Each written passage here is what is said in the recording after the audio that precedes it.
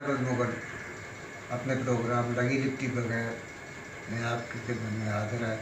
Corona का आखिरी सबक प्रोग्राम लाया हूँ इसलिए कि कोरोना के जाने के इम्कानात तो मुझे फ़िलवक़्त खुदा न खास्ता नज़र नहीं आ रहे और ना ही कोई इसको भेजने में संजीदा नज़र आता है, क्योंकि कुछ दिन पहले साबिक़ वज़ीर ख़ज़ाना असद उमर के पहले ही कह चुके हैं कि जुलाई में इसकी मरीज़ों की तादाद जो है वो 8 से 10 लाख हो सकती है। अब चूँकि वो वज़ीर ख़ज़ाना रह चुके हैं, उन्हें ये 1.5-2 लाख अच्छे भी नहीं लग रहे हैं।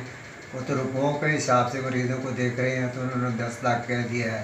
मैं समझता हूँ कि अब वो मिलता जुलता वज़ीर ख़ज़ाना नहीं बल्कि वज़ीर कोरोना ही उनको कहना चाहिए। बहरहाल अल्लाह ना करे कि इस तरह 10 लाख की तादाद हो, अभी तक तो नहीं हुई। बहरहाल 2-2.5 लाख तो 2.25 लाख के करीब पहुँच गई है। कुछ जो नुकात रह गए थे वो मैं ये अर्ज़ करना चाहता था कि कोरोना को ये कंट्रोल करना चाहिए हकीकत में, असल में और दिल से संजीदा तौर पर, तो ये इनको रेंजर्स कॉल कर लेनी चाहिए थी पहले ही। यानी कि आप इससे पहले जो है मुल्क में जो है वो थोड़ी सी कहीं बिल्ली भी जो है वो कराया करती है तो आप रेंजर्स को कॉल कर लेते थे, और जब ये आलमी वबा आई तो आपने रेंजर्स को जो है बिल्कुल ही जो है वो कर दिया दरगुजर, उनको जो है वो बुला दिया, इसलिए कि शायद आप चाहते नहीं थे कि ये जब कंट्रोल हो जाए। रेंजर्स ही SOPs पर जो है वो मुकम्मल तौर पर कंट्रोल करा सकती थी। रेंजर्स कोई चाय का एक कप भी नहीं पीता उसका सिपाही। वो पुलिस क्या कर रही है SOPs में, पता है कैसे चला रही है SOPs, जिसको आप कहते हैं कि सख्त SOPs है। कहीं गोल्ड लीफ की डब्बी ले रही है किसी से 2 किलो चावल पर कह रही है कि दुकान खोल के बैठ जाओ, किसी से 1 जोड़ा ले रही है, किसी से 1 जूतियों का जोड़ा ले रही है, किसी से फ्रूट के 2 किलो ले रही है, और इस तरह जो है वो ये SOPs पर अमल हो रहा है, और इस तरह जो है वो सारा बाजार खुला ही हुआ है तकरीबन, लेकिन कागज़ों में SOPs है। ST को इस तरह नहीं पता लगता कि जो डिस्ट्रिक्ट इंटेलिजेंस ब्यूरो जो होता है, जो चीफ उसका होता है, वो भी SP से सिंसियर नहीं होता था कि SP को पता चल सके कि जो क्या हो रहा है। ऐसी बात नहीं है, वरना कि SP को पता चले और इस तरह हो, ये किसी में मजाल नहीं है वैसे तो। बहरहाल मालूम उनको ओवरऑल ये हो जाता है। दूसरी बात जो एक पहलू है वो ये रहता है रेंजर्स का था। असद उमर का वाली बात मैंने आपको बता दी कि भाई अगर असद उमर ने ये बात कही है तो वो किस बुनियाद पर कही है, किस ग्राउंड पर उन्होंने ये बात की है कि जो है वो जुलाई में 10 लाख जो है वो मरीज़ हो जाएंगे। उनसे पूछा जाना चाहिए, या उन्होंने ये हवा में छोड़ दी है, जिस तरह के वो वज़ीर ख़ज़ाना थे और हवा में छोड़ा करते थे कि 10 लाख मरीज़ हो जाएंगे। मसला ये है कि अब जो है वो SOPs जो है वो इस तरह चल रहे हैं जिस तरह मैंने बताया था, और मरीज़ों की तादाद इस तरह बढ़ गई है। 20,000 रोज़ टेस्ट हो रहे हैं, 3 से 4 हज़ार तक की एवरेज है। महीने की 1 लाख मरीज़ों की एवरेज जो है वो जा रही है, और ये अभी किस तरह कम होगी ये तो मैं नहीं कह सकता, लेकिन अलबत्ता साबित ये हुआ कि अगर 1 लाख टेस्ट किए जाए तो उसमें से 20,000 मरीज़ निकलेंगे। इसका मतलब है कि पूरे पाकिस्तान में जो बंदे हैं वो घूम रहे हैं, उन 1 लाख बंदों में से 20,000 कोरोना के मरीज़ हैं, ठीक है ना।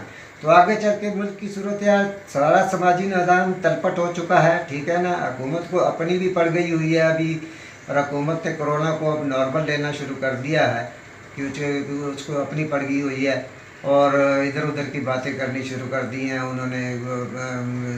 कैस्टे लगा, ये कर वो कर फलाना कर, इस तरह। अब मुझे तो ये लग रहा है कि खुदा ना खास्ता ये जो हिदायत दे रहे हैं लोगों को, समझा रहे हैं और ये कर रहे हैं अपनी तरफ से, बस ये थक हार चुके हैं।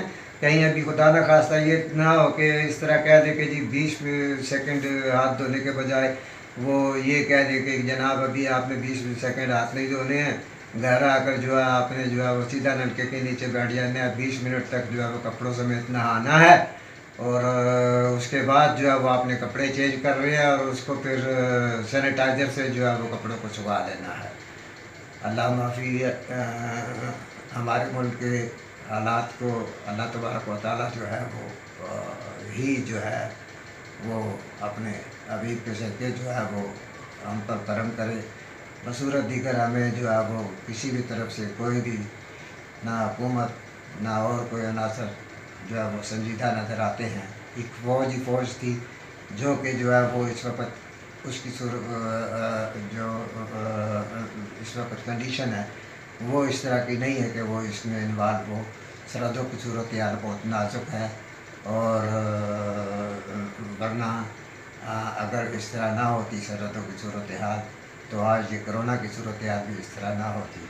चूँकि हमें जो सबसे ज़्यादा एतमाद है इस मुल्क में जिस इदारे पर, वो हमारा एक ही इदारा है, और वो है पाक आर्मी। बाकी तो ये मीटिंग्स जितनी भी होती है ना, ये चैटिंग्स कहूँगा मैं इनको, मीटिंग्स नहीं होती। वो हमारे एक पावर कंपनी के चीफ आए हुए हैं, वो जब भी उनको फ़ोन करो वो तो या तो कहते हैं, वो या तो होते हैं मीटिंग्स का मैसेज कर देते हैं मेरे, यानी कि चैटिंग का, या उनकी लाइन जो है वो दूसरे नंबर पर मसरूफ़ होती है, ठीक है ना।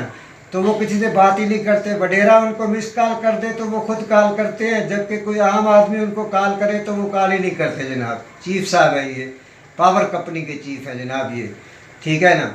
और इनको जिस अफसर की जितनी बदमस्ती की जो है वो शिकायत करेंगे, उस अफसर को उतना ही वहाँ पर तैनात रखेंगे। इसके पीछे क्या राज है, क्या हिकमत है, वो आप भी समझ सकते हैं कि क्यों, किस वजह से।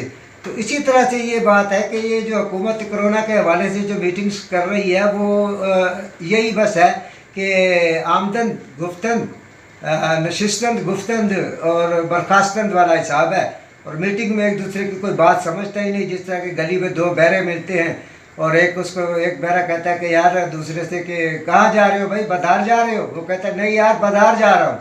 पहला वाला कहता है कि अच्छा अच्छा अच्छा, मैं समझा था कि बधार जा रहा हूँ। तो मकसद ये है कि एक दूसरे को किसी की किसी बात समझ आ नहीं रही, और इस तरह सिलसिला चल रहा है। अल्लाह तबारक व तआला जो है वो हमें इन सब लोगों से, इन आफतों से, इन बलाओं से, और इन ब्यूरोक्रेट्स और इन अफसरान से और इन सियासतदानों से जो है वो बचाए। और अगले प्रोग्राम में हम मिलेंगे जनाब आली किसी और मौजू के साथ। और आप प्रोग्राम को लाइक कीजिए, शेयर कीजिए, सब्सक्राइब भी कीजिए, और जितना ज़्यादा हो सके शेयर कीजिए, ताकि जो आवाज़ पहुँचे जो है वो आम लोगों तक, दूर दूर तक आवाज़ पहुँचे। आपका बहुत शुक्रिया। अल्लाह हाफिज़।